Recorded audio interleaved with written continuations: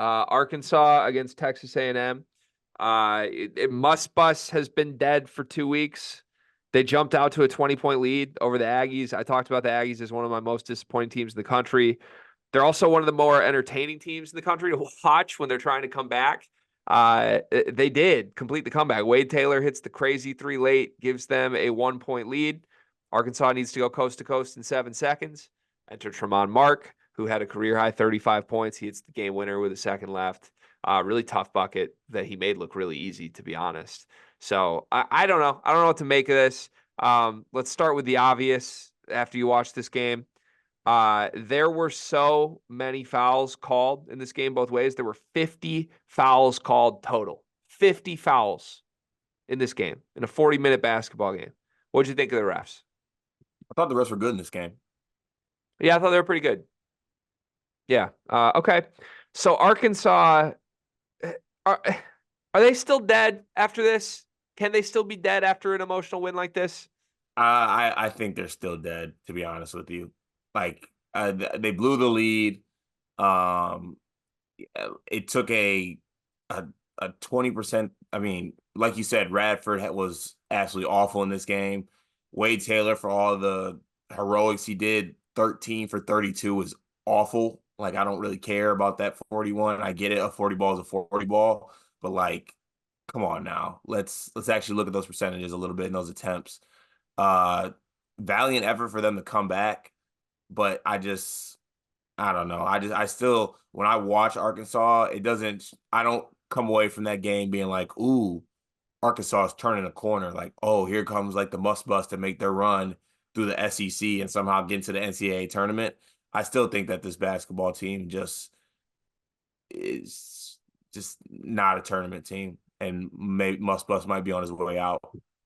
Yeah, I was less impressed with Arkansas after last night, man. I know that sounds crazy, but like, they blew a 20-point lead in a game where At the crib. at the crib. They blew a 20-point lead at the crib in a game where they went to the free throw line 40 times.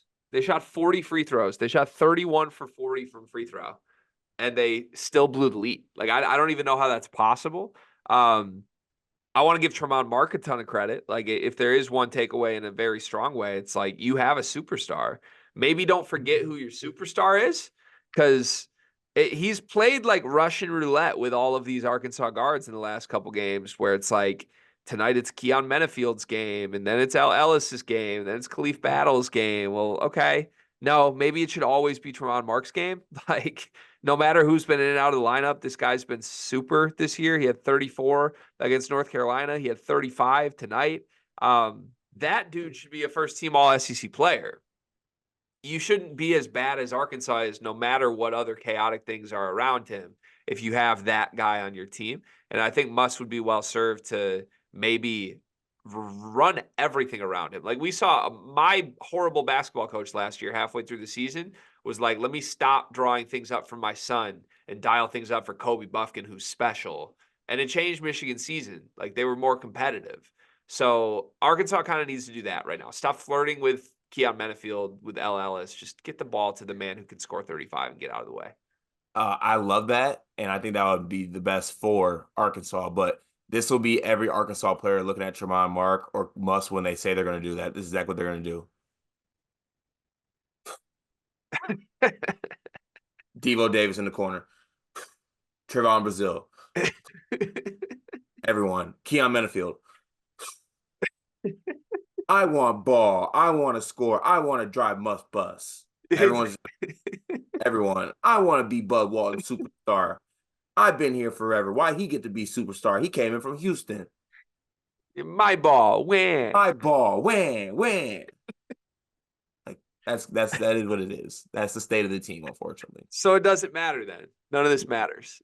No, it doesn't. I would vote Arkansas most likely team this year to have their own player block one of their own player shots. Do you think like in a game where they are 20 this year, like late in the second half, I think like Trevon Brazile will like pin one of Devo Davis's breakaway layups and act like it's a joke, but like he really wanted to do that all season. Do you think anyone was happy for Tramon Mark after this game? No, Not at all. they were sick that they didn't hit it. Do you think there's a chance we get a shirtless Eric Musselman in the NIT though? I think there's a chance. There's always a chance that we get a shirtless Eric Musselman in the Sweet 16, by the way. This year could still be a Sweet 16 run? Somehow the bus will sputter its way. I could see a world where they sputter. I think the only way that happens is win the SEC tournament, which I guess could happen. Which it could happen. I guess it could happen. Yeah, I think this is an NIT team. I'll be curious if they play when they get there and if Muss's celebrations translate into that tournament. On the flip side, Texas A&M tournament team, yes or no? They're 10-7 now, 1-3 in the SEC. Yes. I don't think so. I think they've done too much damage to their resume. We'll see. I don't know. I wish. I love watching this team, man. They the only bright thing I can say about Texas A&M after a night like last night is you can never count them out. The two craziest comebacks I've now seen this year have both been Texas A&M. They were down 21 at Iowa State in the non-con, came back to win that game. And then in this one, they were down 20 and just kept fouling and still erased a 20-point deficit despite Arkansas getting free throws every possession. It was crazy. But shout out the refs, though. They did a great job last night.